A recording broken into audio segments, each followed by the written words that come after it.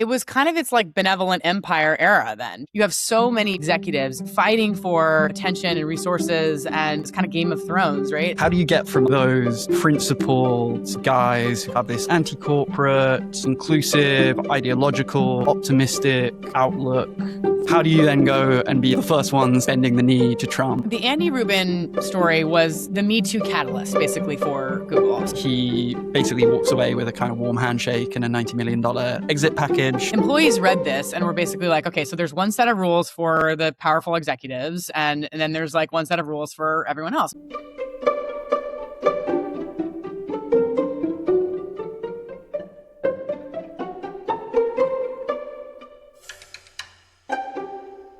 Welcome back to Humans in the Loop. Today, we're going to be talking about the vibe shift in big tech, and I'm excited to be joined by Claire Stapleton, a former Google employee who experienced some of this shift from the inside.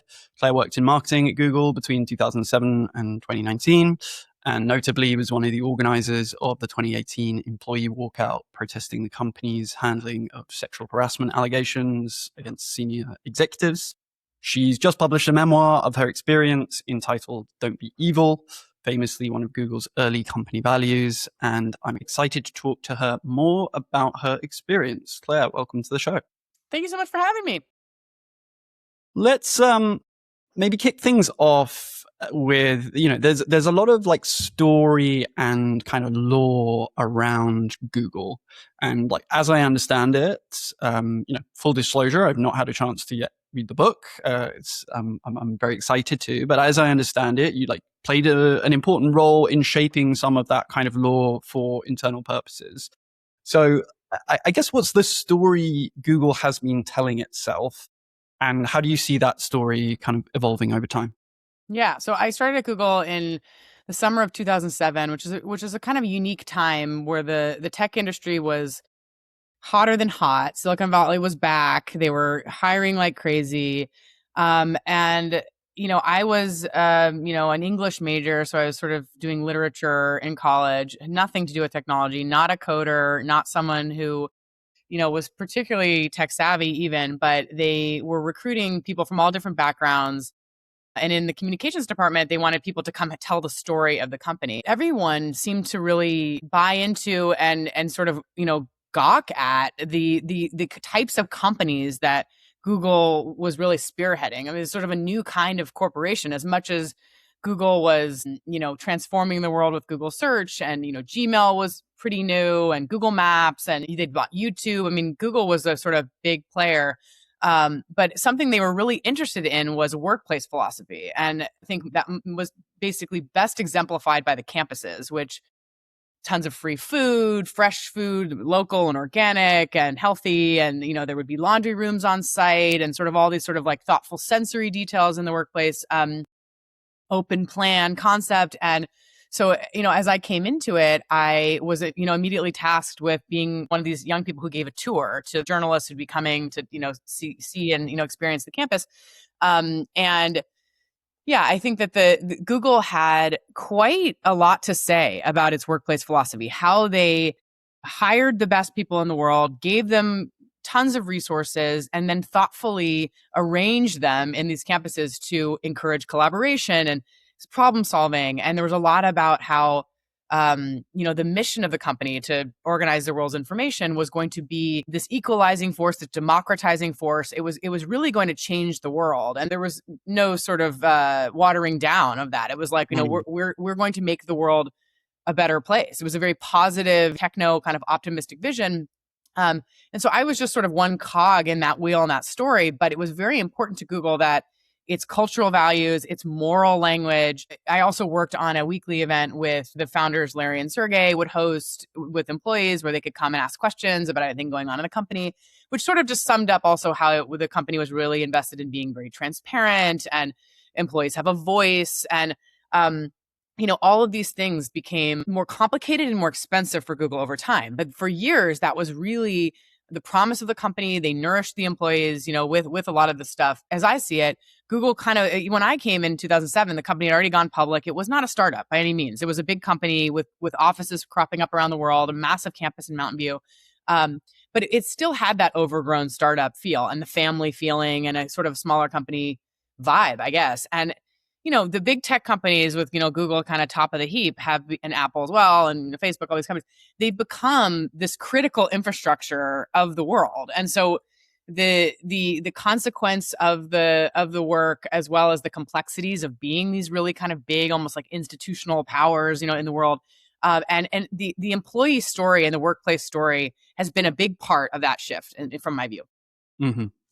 So like 2007, as you say, it's like this kind of peak optimism. I can't actually remember when it was exactly in terms of year, but not too long after that, I visited the Google campus for like the first time, met a friend who was working there, and it was pretty amazing, the scale of the thing. I remember being taken into the canteen and just kind of like spreads of food, all different kinds of cuisine. And, this is stuff that like maybe if you work in tech today, you maybe take a little bit for granted as like, oh, this is kind of the way this thing works. But like a lot of this stuff in terms of just like the kind of the perks and the aesthetics of working in tech and in big tech particularly, like did not really like, it doesn't feel like that existed prior. That like Google really kind of like set a lot of the standard for that stuff, it seems. Yeah, definitely. Yeah, they were out front in that. And I think, they were trendsetters. I think it became sort of table stakes for companies to have these nice offices that people could bring their friends. And, there was a sort of a generosity, but the generosity was strategic also, because I think they felt like, if people feel really well cared for and well nourished and all these other things, they'll give more to the company. Also, there was a little bit of this sort of, a bit of elitism, right? That we hire the best talent, and they are this sort of rare breed of people, and they should be treated like young masters of the universe. And make it fun. It was also very much a university feeling. There would be like video game rooms, in some offices, and, people would kind of stay all night, doing hackathons and then sort of hanging out. So it created a really attractive place for young people, where people were happy to bring a lot of themselves into the work, but then paired with this idea that together we're all working on this project that will transform the world in unquestionably positive ways. That attitude towards the tech industry in general, inside and outside these companies, has really shifted. It did feel, in my very like microcosm experience, and I'm interested to get your take here, like it did feel that there was a certain authentic belief back then, maybe naively so, but like that we are changing the world. Like this, you can argue whether for like good or bad, but Google has undeniably changed the world, and also has rewritten some of the rules around how organizations get built as well. So at the time for you, how authentic did this like all feel? I think that, because so much of it was the spirit of the founders of the company, and I think it was like quite sincere. They went to Waldorf schools, I guess. So, like a sort of like a kind of a more kind of loose and creative and child-led type of school. And I think that they thought that was a great environment, and to create a great environment, to take care of employees. I mean, it would be really hard to look back on it and say, oh, this was completely craven. Like the whole thing was just about, ensnaring people. I think it's just interesting that the way that the office was set up, and the way that the culture was sort of set up, I think created a sense of identity around being a Googler. And it's not that was inherently bad or inherently good. It's just that it became complex over time as the mission of the company changed, as the view of the tech industry changed. And then also the people at the top become incredibly consequential, multi-time over billionaires. The salary packages got huge for the people at the top. So it couldn't maintain that small feeling despite, the thoughtful design of the campus, which, for the record, now it's even more architectural and thoughtful. And they have all these workplace designers. I mean, the resources of tech to kind of create these sort of show-stopping offices has like only increased actually over time. So they definitely still believe, I think, in, the design of the office influences the work product, influences the teams that are built, and all. They'd have these PhDs who study organizational psychology, who work on all these different aspects. I mean, Google was full of kind of smart people working in all sorts of different roles of the company. So yeah, it was never a big conspiracy, I guess, would be my view. But yeah, it's just been an interesting evolution. Yeah. What do you know about the origin of like the don't be evil thing, right? Because like most organizations when they spin up, don't give themselves a value of don't be evil. And I guess as much as it's maybe a little like tongue in cheek, within that phrasing is kind of an acknowledgement that you could become evil, right? It's like you're like feeling like it's necessary to say that like this is something we should deliberately not do. And so where did don't be evil come from? It's such a bizarre double negative, isn't it? It's like now Yeah, yeah. it's like now I'm thinking about what evil would be. As you're putting the word in the mind, right? It's a very strong word. There's multiple accounts of where that came out of, but it sounded like it was like when there were just a couple hundred employees and they were like on a whiteboard, and some engineer who's not the founders, they were trying to write their company values out, and that someone came up with this turn of phrase, and people just sort of loved it, or cottoned onto it. I think what's maybe more interesting is that they used it at the top of Google's code of conduct they gave all employees.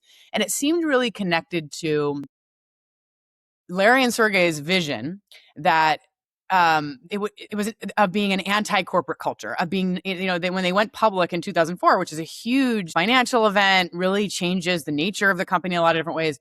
Larry and Sergey wrote a letter that was published alongside that initial IPO saying, in the first line of it, we are not a conventional company and we do not intend to become one. So it's sort of like the kind of contradiction or irony as you're kind of doing this sort of big corporate move. You're aligning with the sort of big corporations, in the market, that they would desperately want to maintain, holding on to these values. There's this sort of skepticism inherent in, the cultural mind of always, it ebbs and flows, but that like kind of corporations are bad, they're just sort of like, they're inherently greedy and, power consolidating. They do immoral and unethical things.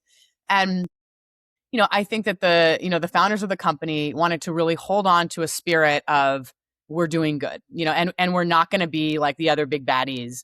And I think, a lot of people, again, kind of looking back on it, would say this was always a marketing exercise. This was always about portraying tech in the most positive light, so the world accepts the kind of domination that sort of swept the planet by the technologies that have been created.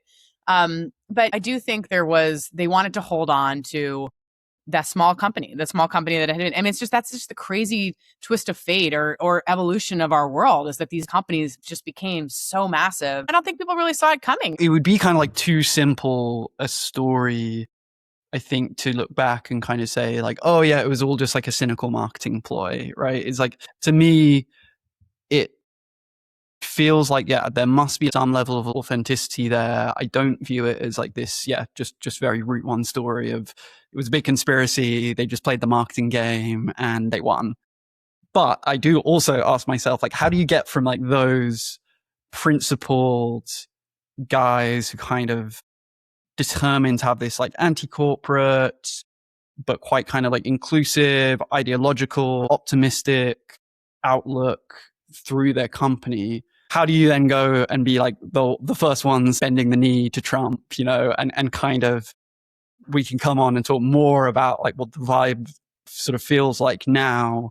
But from everything I hear from the people that work within Google and within other big tech companies, it's very far away from that right now. Yeah. And so to me, that's like the baffling thing. It's like, how do we get from there, if you believe there was any authenticity to it, to like where we are today, and like where the hell did things go wrong? Yeah, I think actually, like, the time that I was there, as Google was becoming so much bigger quickly, the hiring was crazy. The money was, that the success and the health of the business was really wild.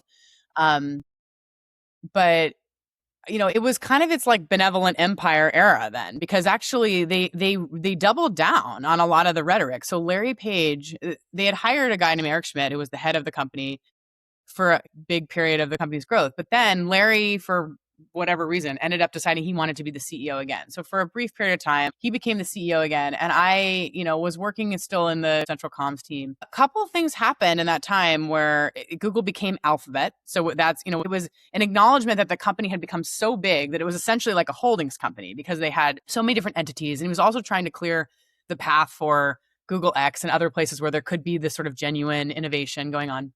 But his own rhetoric and his own kind of speeches, of which he only gave really a few, doubled down on the kind of techno optimistic vision, and as well as, with all the resources we have this sort of responsibility to humanity to make things better for everyone. If we make computers so good, they're going to radically transform the human experience so people can be learning, living, and loving. That's something he used to, it was like his kind of hokey catchphrase. But I think that like the scale just started to change, the institution. And Larry would talk about this. He was obsessed with why companies stop innovating, why they get so obsessed with competition, why the culture starts to kind of atrophy and decay.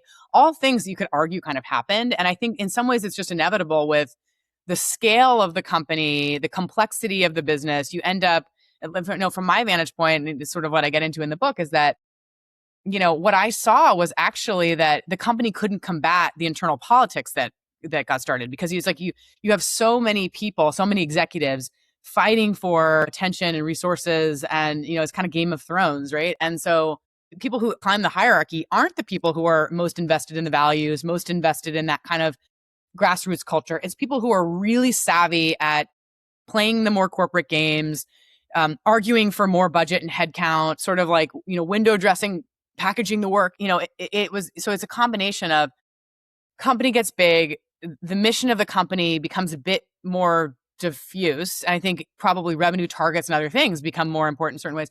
But then you also have the experience of being a worker in that company and feeling less connected to the mission in ways that are kind of the natural progression of being in a more corporate, built out environment. And yeah, the leadership changed too. So Larry Page stepped down, and they hired a guy named Sundar Pichai, who seems like a very steady hand, can manage a lot of different stakeholders.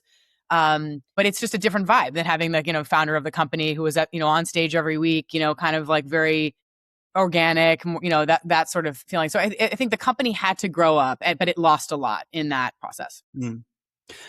We talked a bit about like the aesthetics and the campus and the food and the perks. In terms of the core of the work and the work culture specifically, what was Google like at its best in the early days? Well, I think, for me, when I really looked back on it, I do feel that part of the promise of we're hiring these young people and we're just throwing them in there, and it's a flat organizational structure and you can have all this responsibility, that really was sort of true for me, because, I came in there with zero work experience, certainly no PR communications experience.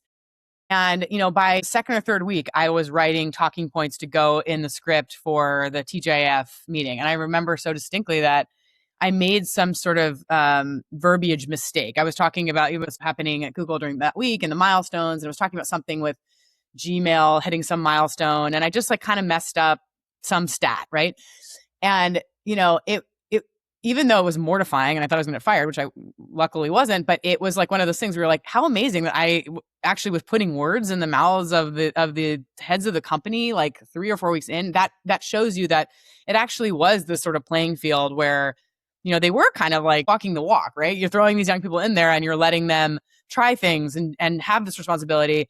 The word googly, it meant a lot in the culture and meant a lot to a lot of people. And it was sort of part of how you were evaluated. Like, I also, looking back, it's just so funny, this sort of endless grades. It's like getting grades in school. It's like you're always having a performance review. You're always having like a mid-quarter check-in. I mean, it's just all the evaluation of people. That's a real head trip, I think, for one. But I feel that Googliness sort of meant being a good team player and being someone that, people like to work with, being kind of a generous teammate, jumping in on things, being collaborative, being creative. There was some value given to something that's actually essentially not money making, right? Or it's not political. It's being a kind of nice person and being a good teammate. So it's sort of, I think that a lot of people liked working there, not just for the perks, but because it felt like a kind of friendly environment. But I think there was a kind of a spirit to it that was sort of lovely, in its way. So when you end up leaving in 2019, and we'll come on and talk a bit about like the walkout in a minute, but when do you remember, like, at what point does your kind of buy-in to the overall ideology and kind of idealism, when does that like start to fade? It was very gradual. I think there were there were some times when, toward the end of my time in Mountain View, which was a 5-year stint, I, sometimes felt like there was a bit of grandiosity. It started to feel like some of the rhetoric was a bit grandiose, right? About, what Google's going to cure death. That was like, it was a big Time magazine cover back then that was like, can Google cure death? It was sort of this idea that everything is a computing problem. And it wasn't that I really had the frame of mind to say, like, that's completely impossible or whatever. I just was sort of like, it started to feel like the problems of society were mounting a bit, right? Polarization, right? Social media was coming into the fold, and there were like immediately some complexities with it. But then the real thing for me, the real turn was going from a pretty good work environment in the communications department in Mountain View, and I got offered a job in New York, and that department was a version of what I'd been doing and sort of like helping disseminate Google's values and the mythology and all those other things in Mountain View, but they did it in this sort of advertising way. So they, did Google Super Bowl spots. They would consult on Google's major kind of branding stuff, like, Google Glass was coming out at that time, and they did all this sort of like conceptual stuff about it. So it was a lot of really kind of like smart, creative people. However, I just had a kind of typical horrible work experience there. I was kind of constantly like, why did you guys hire me? I kind of loved and believed in, the kind of company culture so much. And then all of a sudden I'm like, this culture feels pretty toxic. And it was one of these dissonant moments where I'm like, I'm absolutely freaking miserable in this department. And yet still I'm kind of writing these talking points that are about how this is like the most amazing workplace, ever. And so I went to the marketing team at YouTube, and that was a more intense version. The work environment at first was fine. It was that we were tasked. YouTube and social media companies and tech in general was starting to turn in the public eye, and so the marketing became, all right, let's not just try to harness and and exemplify the goodwill that the public has for tech. We actually need to kind of go and counteract some of these negative narratives about YouTube. So we would get a briefing every day that was about all the kind of, horrible things going on YouTube. It was the dawn of creator culture where, I don't know if you remember, this guy, Logan Paul, had a big controversy where he filmed a dead body in the suicide forest in Japan. And it was sort of, it really summed up the kind of lack of content moderation inherent to a platform like YouTube, where this guy's huge audience, it was shocking, and YouTube kind of struggled to take the video down. It had already gone into the sort of trending algorithm, and then kind of struggled to address the controversy because he was such a big star. And there was a big gamer at the time named PewDiePie. He was the top guy on the platform, and he said the N-word in streams at times. It's like he was kind of flirting with directing his audience to neo-Nazi related channels and stuff like this, where there was and there was child predation going on, and there was a lot of kind of scrutiny of what's going on YouTube. And yet, being sort of in the trenches to kind of keep pumping out the most kind of happy clappy narrative about the company and about, all the amazing things happening on it. It was just a sort of like cognitive dissonance that was sort of just fomenting in me, over a period of time. But I continued to just do the job. I mean, I stayed in that group for 5 years. Yeah. Yeah. Take me to 2018 and the walkouts. So for context here, as I understand it, you were one of the organizers of a walkout of around 20,000 employees that came about basically protesting against the way the company had handled sexual harassment allegations made by employees about certain senior figures in the company, one of whom, Andy Rubin, creator of Android, as we should say, I think denies these allegations, but he was accused. As I understand it, there was like some internal investigation where they basically determined that like these allegations seem credible. Despite that, he basically walks away with a kind of warm handshake and a $90 million exit package. Pretty good outcome for someone who's done the things if he's done the things he's been accused of. So tell me about like the atmosphere in the company going on around all of these allegations. This is obviously also kind of peak Me Too moment, culturally speaking. Yeah. So yeah, like how is this kind of going on within the company, and then how do you end up kind of getting involved in the walkout? Yes, I mean the latter is a question I like wrote the book to kind of answer, because I was pretty like in a certain way, maybe had become a bit more of a voice that would challenge things I didn't think were right. But, I had been really kind of like a corporate good girl, I guess you could say. So it was not the most obvious turn for me. But yeah, so the this was right after the Me Too. It was right in the midst of the Me Too movement, really. I mean, so this was 2 years into Trump's first presidency.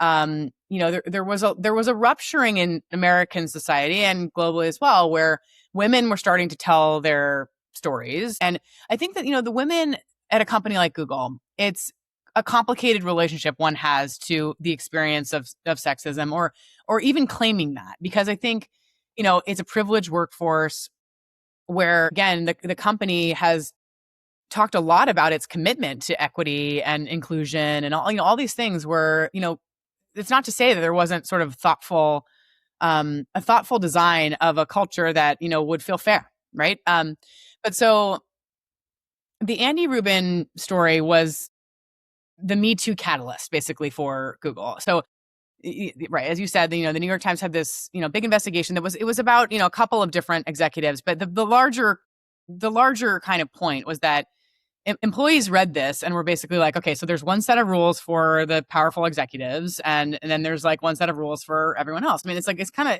when I was looking back at it, it's like Andy Rubin got paid $2 million a month for 4 years. It was, pretty crazy. I mean, and people would counter that and say, well, this is probably all very contractual with if there was an exit, whatever. But boiled down to it, within the Me Too movement, it's like, okay, you have this guy who Google had even found in its own investigation. They thought the allegations were all credible.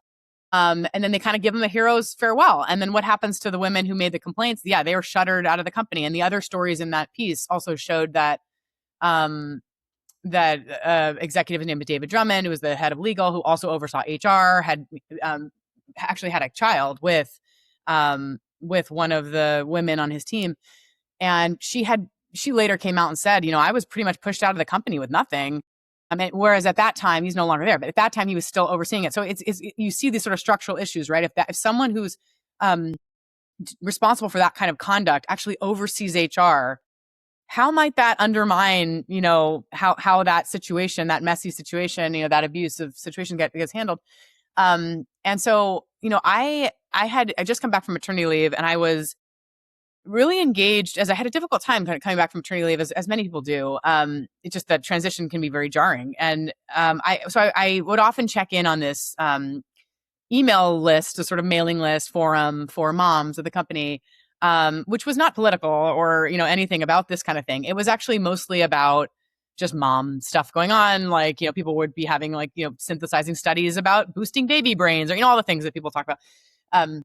But, when the Rubin story broke, women, it was an anonymous list. Women took to that list to kind of have this Me Too moment about the kind of experiences they had at Google, which seemed to me expressed this gap between what the company said it was and these experiences where people had reported things and nothing had happened, or there had actually been blowback to their career, where they had been, denied projects due to, kind of boys club type of favoritism. People had been outright sexually harassed at offsites. Again, like back in the, back even in the sort of like this later period, part of the perks culture was there would be a lot of these, offsites with lots of alcohol, and they take you places. And, I think that in many ways, I think women had felt unsafe, or unsupported and like, the kind of classic gambit. And a lot of people say to me like, oh, HR was never your friend. Like you people were kind of stupid to think that. Of course, the HR is just there to, protect the company from liability or whatever.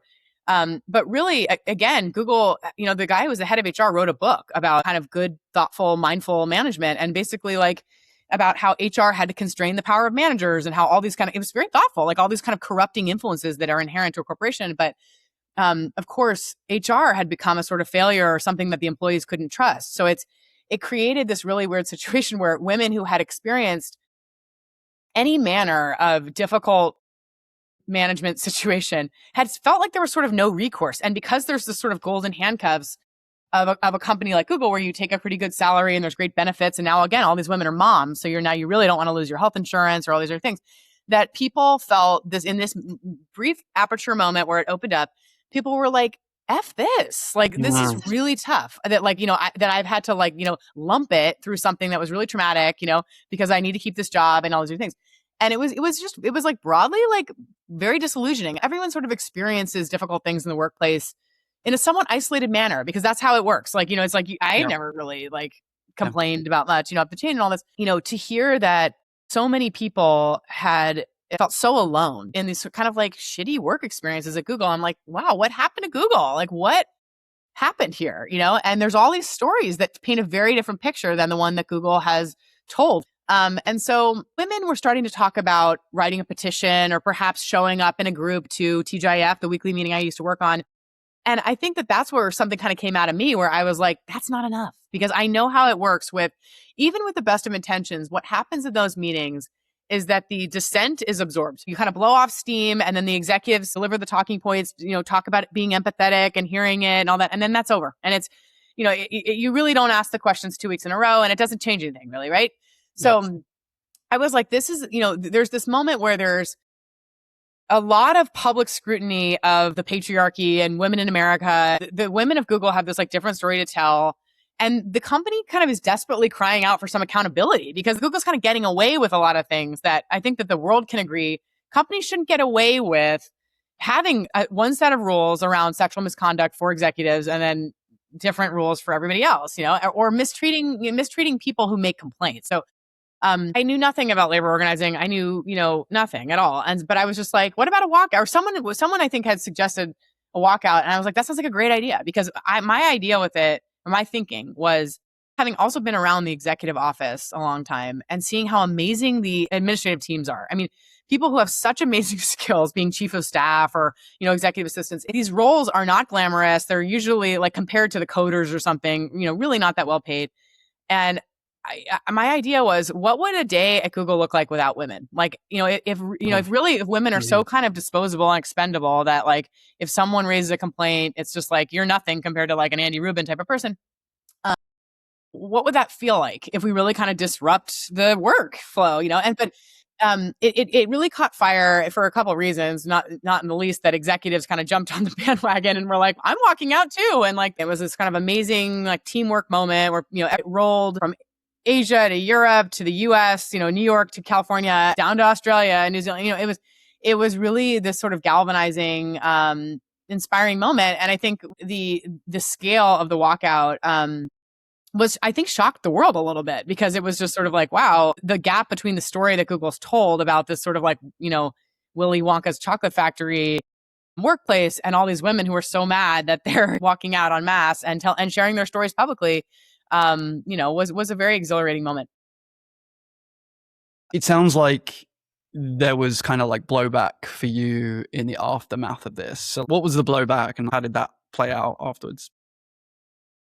To be an organizer is to have a dual life, because you're continuing to do your job best you can, showing up every day. But also there was this kind of new work stream. We had written demands, so we were following up on the demands. We were continuing to communicate with people. How were we going to kind of keep the momentum going of this? Because Google didn't meet the demands. Now what? Sort of like all that. And my role was in complete tension with this, right? So being a marketing person is like essentially kind of, your a company cheerleader, a spokesperson, that was a real tension, because I was in an optics job. Many of the women who'd organized soon found that their job responsibilities changed. So that's basically what happened to me, was that I think it was just about 2 months after the walkout, my manager, after the holidays, she kind of came back and said she'd been thinking about the team and she decided to restructure things. And she laid out what was essentially, a demotion. Instead of having a job that had 3 parts, I would be 1 part. They would hire someone above me. And she kind of tossed off at the end, I'll give you, some new things, like you could be a person promoting YouTube Kids. Because of the walkout, I thought you might be interested in that, like women's issues, sort of like this weird thing where she kind of connected the walkout to this restructuring. And so I was so like I was sort of taken aback, because embarking on becoming a kind of public organizer, I read plenty of like pamphlets about being mindful of changes to job responsibilities. Again, it's sort of like a human nature thing where the managers, even if there are, kind of labor laws on the books, it's like you understand the temptation to limit the influence of someone who's a rabble rouser, right? You could say that person isn't performing, or, you can say anything. It's because it's sort of like, it's awkward to manage that. But I ended up not taking the cautionary tales that I'd heard from the walkout. I actually just went around to try to escalate it in the normal channels. I went to HR, because I'd gone back to the manager and said, I need more rationale for this. What's the basis of this change, and arguing to keep my role as it was, and kind of drawing lines from everything she'd said about my development in the last conversation and how I was supposed to take on this, and everything had changed and why, and so, she kind of was just like, no, I made this decision and it's over.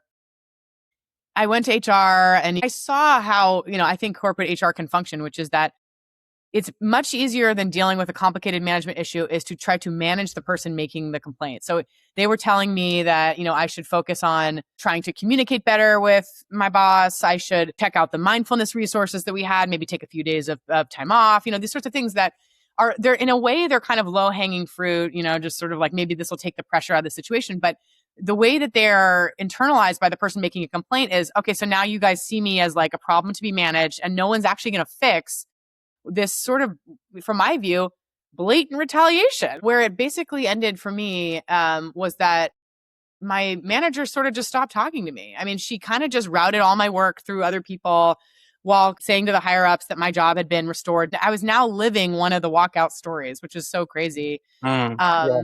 And feeling that acute powerlessness that comes from trying to sound the alarm. And then as I increased the volume, the narrative became, you're unwell. I mean, they actually suggested that I take a medical leave to kind of deal with the stress of the situation. And I'm sort of like, what would help deal with the stress of the situation is for someone to mediate this untenable and impossible situation that really, is kind of on the manager. It's up to her to either, take accountability to try to fix this. It can't be all me, like structuring the one-on-ones in a different way. So, we have more candor or something. I've said everything I need to say, and I mean, yeah, so I laugh not to, not to like diminish the experience, but just that like the kind of like corporate bullshit, the idea that, his Google's like corporate mindfulness to try and like help you take the edge off. they had so many resources for corporate mindfulness. It is actually a really good way of getting people to deal with like corporate BS is having them be blissed out. Like, nothing can bother me. I'm just like, completely enlightened. I mean, it is actually a really powerful tool of compliance ultimately. I mean, it is also really helpful in dealing with work, but at the same time, I think it helps undermine challenging the system, right? And so I think that, in that situation, which I felt like was so blatantly unjust, I was crying out for some intervention that would fix it. But the nature of the system was sort of like unable to fix it for many different reasons. And the only thing I think that the system could do was kind of like expel me as the like foreign body making trouble, making a headache for everybody, because I wasn't just going to accept, I have this stripped down role and I'm just going to be okay with that. So you end up leaving in 2019. So I guess a year following the walkout. And obviously the book, here we are 7 years later, and the book's just come out.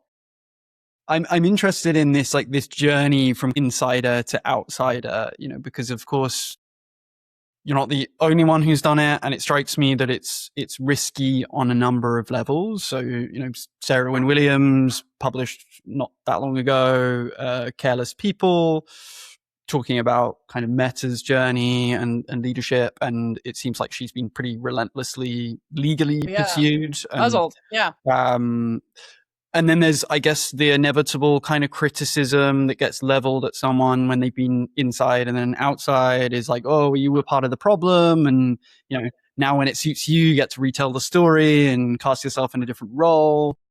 So like, it's a tough journey, it seems. So like, tell me a little more about like what it was like to start writing and speaking out in a public fashion and kind of, in this slightly different kind of outsider role. What's that been like for you? Yeah, I think that, so I didn't really want to write a book, when I left. I was like, I kind of said all I need to say, and I like excoriated Google and like, whatever. But, my book is really a memoir. It's a journey of the self. It's even though there's maybe bits that would surprise someone who's really kind of studied Google, and there's a bit, like, as we discussed, a bit of this transition that the company went through, which I think kind of maps to my experience. The world was less enamored with a tech company like Google, and that really affected the experience inside. It affected, how I felt about the work and the work I was doing, and all these other things that are related to this overall arc of tech. But really, what I was interested to dig into was, how did I go from A to B? I mean, yeah, this is like definitely the clearest criticism would be like, yeah, what do you have to say as someone who was so drawn into it in the beginning? What leg do you have to stand on, speaking out against tech? But it's actually more my curiosity as to how someone who was eager to please, eager to build a corporate career, really, I've enjoyed a lot of privilege in my life, such that I feel, people have different relationships to these big institutions, right? Like, do you feel protected by them? Do you believe in them? Do you trust them? Do you feel like you've had to contort yourself to fit? All these other experiences that shape how people see the big kind of, the big structures of our world.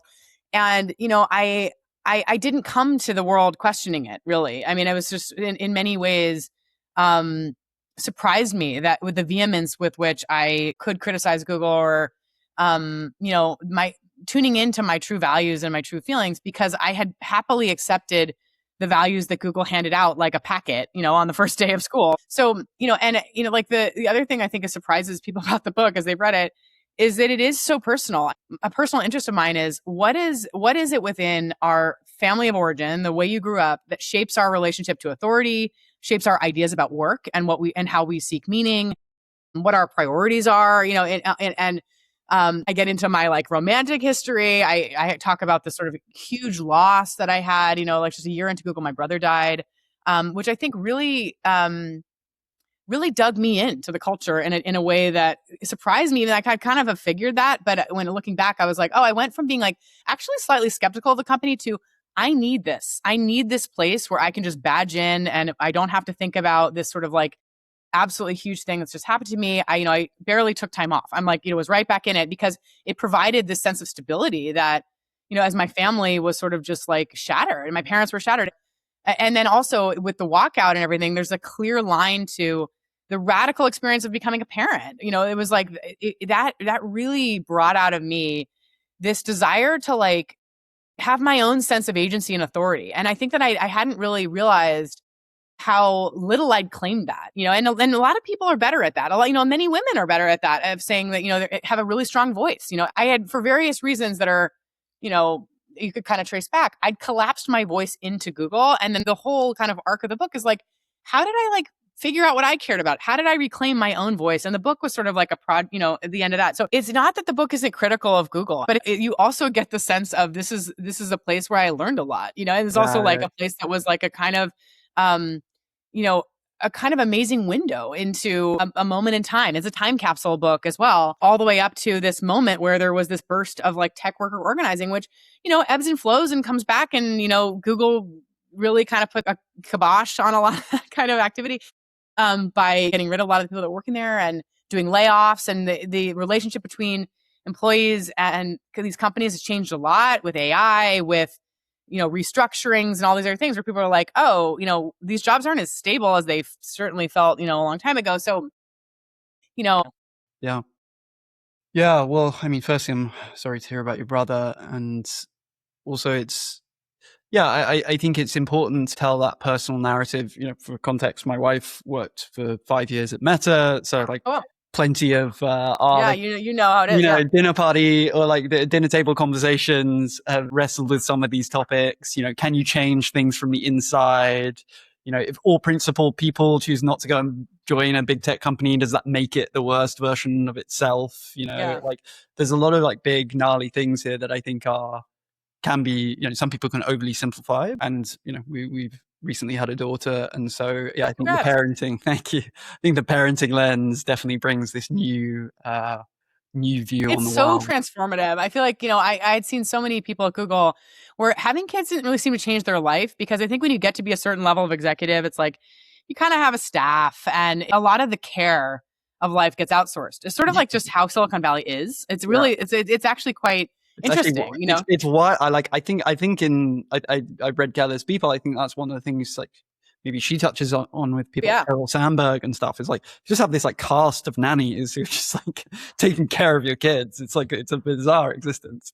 And I think that what really kind of surprised me having my son was how unnatural it felt to kind of sever from him and go back to work. I mean, it was really just that there's a basic biology that some people are either they don't experience in the same way or they're able to just kind of compartmentalize and move right back into corporate life. But, he also is this the general thing is like he wasn't a great sleeper. We had, childcare, but it was still trying to find my way while being back in a really demanding job, while also really wanting to figure out how to parent. It's like it's doing all these things at once. Sometimes people just had like the easiest baby and they have them on a schedule and it's like the whole thing is like no biggie. Or some people knew that they wanted to take a year off work, come what may and be with their baby. And I'm just like, it was a little bit of that rupture point where I'm like, there's the way that the Silicon Valley people do this.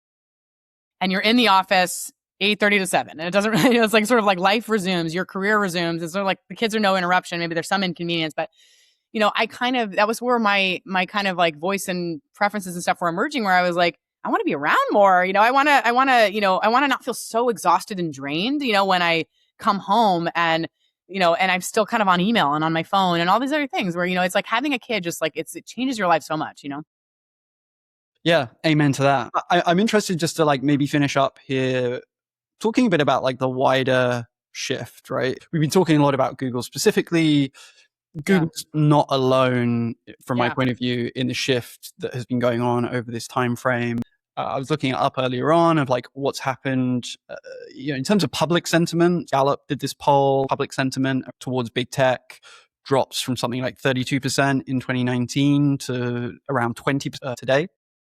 Which is a more significant shift than any other industry. So like public sentiment has definitely been kind of tanking since. Totally, right? And everybody I know who's working within these organizations kind of reports like pretty similar phenomena of like, it feels pretty far away from any kind of optimism and ideology. It feels like there's a threat of layoffs around every corner. It feels like some kind of like brain rot set in for all the Silicon Valley execs somewhere in COVID. And now the relationships between senior execs and staff just seems to be more strained and kind of resentful than ever. Yeah. Like Meta's maybe the most obvious comparative example. Others like Amazon or Microsoft or maybe Musk's companies, like maybe they never had that friendly sheen to begin with. And even if they had a glimpse of it, like that's well and truly gone. So yeah, I mean, I know you're not in this world right now, but what's your sense of like the trajectory from, I guess you still probably know a bunch of people there. Yeah, no, I think it's strange because I feel that, there was clearly, at the time of the walkout, there was more widespread disillusionment than I knew how to like wrap my arms around. But now it seems like it's just part of the social contract of these companies is people like kind of think, the companies are just sort of like all about making money and they're all like really political, they're bureaucratic. The culture's changed. And Google, and I think, other tech companies as well, they changed the culture top down really quickly. So, it went from like employees have a voice and we welcome dissent to no more political speech on, mailing lists. And we're going to kind of, limit what those weekly meetings look like and not do them really. Like we're not going to entertain that same dialogue because really the boss has the final word and that's that. So, that was the transition they needed to make, I think, to kind of feel like they held onto the power. And the layoffs work the same way, which is that, you are expendable. And, I think is what's the psychological torture of these is like, sometimes they say I've seen it's like meta. It's like sometimes they say it's performance based. Sometimes they say it's just AI did algorithm went through, and it's so brutal because it affects people's ability to get another job. It affects your psyche. It's really, really tough. I think that they took back the power and the control in ways that negatively impacted the culture, but they seem to be willing to take that cost because they're still able to, I guess, achieve the, what they need to. I think, also these companies have gone from like being stalwart, we're not going to be ordinary companies to being like some of the most powerful corporations the world has ever known, and that's that shift, which happened really quickly. It was kind of just the end of the old Silicon Valley. Maybe some of those things were myths, and maybe The companies were telling always a sunnier story than what existed, under the hood. But the companies grew up and they, got more ruthless and they got more corporate ultimately. And you might still have the free food and the offices that, look nice with the living walls and all this. But I don't think it feels too much different than any other corporation, And it feels like there are some impulses that maybe existed there that people feel freer to express in the current political climate. In prior periods, they sort of felt more of a need to portray this idealism, and all of a sudden you have Mark Zuckerberg dressing like a sort of Chechnyan warlord and expressing like much more blunt opinions out there, and you kind of get a sense like he probably always thought that but just didn't feel like he could say it. And maybe absolutely, yeah. the environment that we're his in transformation has been really interesting. Yeah, I mean, I think there always was a natural marriage of right wing politics and now what is kind of MAGA stuff with tech, because tech's kind of libertarian. Tech wants a sort of like unlimited kind of business power, less regulation, that sort of thing. But yeah, the social values that the companies seem to espouse and being kind of more liberal in a lot of ways, which is also very California countercultural ideology. But yeah, they seem to background that now in this. But maybe I'll swing back. It's like these things are cyclical, I guess. Yeah.